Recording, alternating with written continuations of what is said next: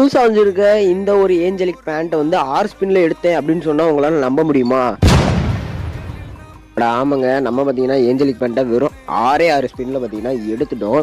அது எப்படி அப்படின்னு தெரிஞ்சுக்க முன்னாடி லைக் பண்ணாதுங்க, ஒரே ஒரு லைக் மட்டும் பண்ணிடுங்க.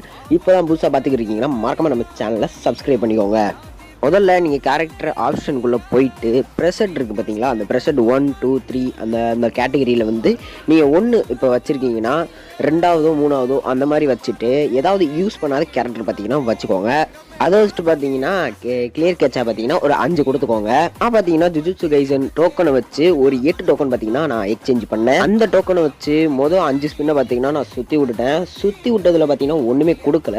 சரி, அடுத்து 5 ஸ்பின் பண்ணலாம்னு சொல்லிட்டு 5 ஸ்பின் பண்ணேன். மொதல் ஸ்பின்லேயே பார்த்தீங்கன்னா இந்த புதுசாக வந்திருக்க இந்த பேண்ட்டை பார்த்தீங்கன்னா கொடுத்துட்டானுங்க நண்பா. நீங்கள் இந்த யூனிவர்சல் ரிங்கில் எந்த பேண்ட் பார்த்தீங்கன்னா நீங்கள் எடுத்தீங்க அப்படின்றத பார்த்தீங்கன்னா கமெண்ட்ல சொல்லிட்டு போங்கப்பா.